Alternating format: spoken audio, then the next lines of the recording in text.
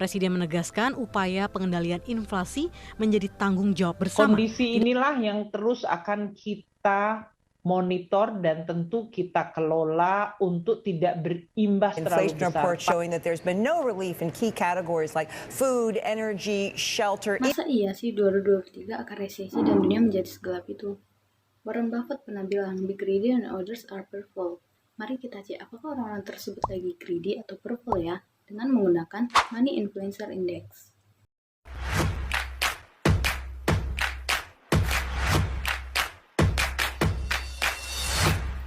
Hai, kabar baik di sini. Semoga di sana juga ya. Perkenalkan, nama saya Lisbeth Rujona Borusianturi. Di sini saya akan mengajak teman-teman untuk berdiskusi mengenai resesi 2023 sebagai isu global. Tentu banyak nih yang bingung, kenapa ya media-media lagi ngebahas kalau 2023 itu akan resesi. Aku tuh minder sebenarnya karena sebenarnya sekarang ini juga udah resesi di negara-negara Amerika dan sebagian di negara Eropa. Resesi itu kan artinya pertumbuhan ekonomi 2 kuartal di negara tersebut berturut-turut negatif. Kita lihat di Amerika Serikat, mereka tuh udah resesi di Juli 2022 kemarin. Ukraina udah resesi juga akibat perang yang tak berujung. Rusia belum resesi karena ketolong oleh harga minyak di awal tahun ini, tapi di kuartal kedua dia udah mulai minus dalam banget. Dan kita lihat di negara-negara besar G20 yang mulai trending down nih ekonominya. Kita lihat Cina hampir negatif, ada juga negara Inggris yang hampir negatif juga. Dan negara-negara bagian Eropa, mereka juga hampir negatif pertumbuhan ekonominya. Gimana nih dengan Indonesia? Kita tuh mesti bersyukur banget karena pertumbuhan ekonomi Indonesia itu menjadi lebih tinggi di tengah-tengah ketidakpastian dunia. Big thanks to harga-harga komoditas karena tuh memang nggak bisa dipungkiri ya kalau Indonesia itu memang negara yang sangat mengandalkan sumber daya alamnya. Sekarang pun negara-negara besar seperti Amerika Serikat itu udah resesi, jadi nggak perlu menunggu tahun 2023 untuk resesi. S&P 500 atau kayak IHSG-nya Amerika ya, itu pun udah turun 24% sepanjang tahun 2022 ini. Resiko resesi ini sebenarnya udah price in ya di pasar saham Amerika Serikat. Nah, kalau kita kembali lagi ke Indonesia, kita tuh memang harus bersyukur banget ya karena pertumbuhan ekonomi kita itu masih bagus dan IHSG-nya kita itu masih naik 5% di sepanjang tahun 2022 ini. Walaupun ada resiko kayak pasar saham ataupun ekonomi Indonesia bisa jatuh, tapi let's see, apakah pertahanan kita ini baik atau bagaimana ke depannya. Nah, sekarang banyak nih public figure seperti Ibu Sri Mulyani dan Presiden Jokowi serta influencer keuangan lainnya yang bilang kalau dunia ini akan gelap dan akan hancur di tahun 2023. Jika kita lihat big picture-nya ya, tentunya masyarakat dunia itu lagi ketakutan gitu.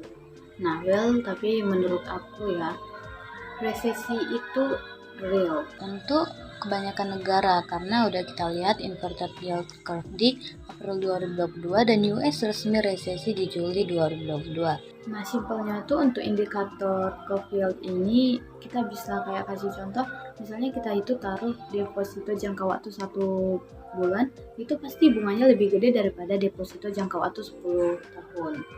Jadi kayak kembali gitu kan. Jadi untuk pemahaman lebih mengenai inverted yield curve ini, teman-teman bisa coba kayak Google sendiri ya.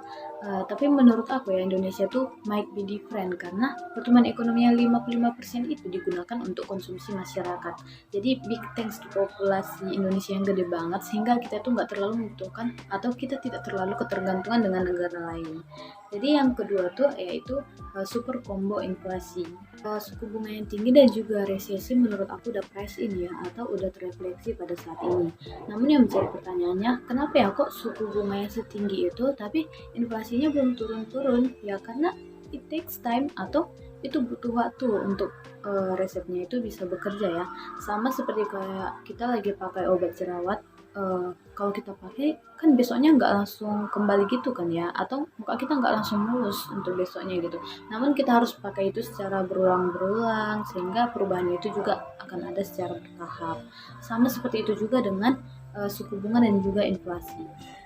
Kemudian untuk yang ketiga itu butuh waktu untuk inflasi dan ekonomi itu untuk turun, tapi gasol marketnya udah turun duluan karena market itu emang forward looking machine ya, lihatnya ke depan. Dia tuh bergerak berdasarkan ekspektasi di masa depan itu bagaimana. Kalau kita lihat market pasar saham tuh udah turun dalam banget ya. Dalam banget, bahkan lebih dari 10-15%. Biasanya ekonomi ke depan itu bakal agak suram. Lihat aja nih di pasar saham seluruh dunia sepanjang tahun 2022. Misalnya di Amerika dan Jerman yang masing-masing udah turun 24% sampai video ini dibuat. Ada juga indeks saham Hong Kong yang turun 22% dan Cina yang turun 17% sepanjang tahun ini. Jadi market tuh udah pricing ya dengan hal buruk di masa depan, sehingga jika nanti resesi beneran pada negara-negara itu, tentunya this one pasar saham bakal bottoming atau mulai panik karena worst is over. Namun jika kalian bertanya, kok pasar sahamnya belum naik ya, padahal US kan lagi resesi. Jadi menurut aku, karena orang-orang berpikir kalau worst is not over, sehingga mereka masih menahan sahamnya dan menunggu untuk saham itu bisa menjadi lebih turun lagi, sehingga nantinya atau pertumbuhan ekonomi mereka itu bisa lebih suram lagi. Walaupun mungkin udah nggak lebih turunnya, udah nggak lebih jauh lagi ya, karena sekarang juga udah turun gitu untuk harganya. Well, aku ada beberapa tips nih yang dapat kita aplikasikan dalam menghadapi resesi tahun 2023. Yang pertama yaitu jangan takut. Teman-teman jangan takut dengan headline berita atau video yang ada di internet atau media sosial lainnya, sehingga teman-teman langsung menghapus aplikasi investasi atau menjual investasi kawan-kawan dengan harga yang lebih rendah. Yang kedua yaitu nabung seperti biasa aja ya. Jadi teman-teman bisa menambah 2 kali lipat atau beberapa kali lipat dari jumlah tabungan yang teman-teman simpan seperti sebelumnya. Yang ketiga yaitu persiapkan dana darurat. Jangan lupa untuk siapin dana darurat juga. Coba tambah 2 kali lipat dari biasanya. Misalnya buat kamu yang udah kerja ya, kan biasanya dana darurat itu 6 kali lipat dari pengeluaran bulanan kamu. Nah, coba tambah jadi 9 kali atau 12 kali pengeluaran bulanan kamu. Dan dana darurat kamu bisa taruh ke reksadana pasar uang yang gak terdampak resesi, bahkan mungkin bisa lebih tinggi nih returnnya kalau suku bunga naik terus. Nah, buat kamu-kamu yang profil resikonya tuh konservatif ya, mau cari yang aman aja, aset yang gak kena dampak resesi itu adalah reksadana pasar uang dan obligasi pemerintah retail seperti ORI, SBR, ST atau SR. Dan tips yang keempat yaitu hidup frugal.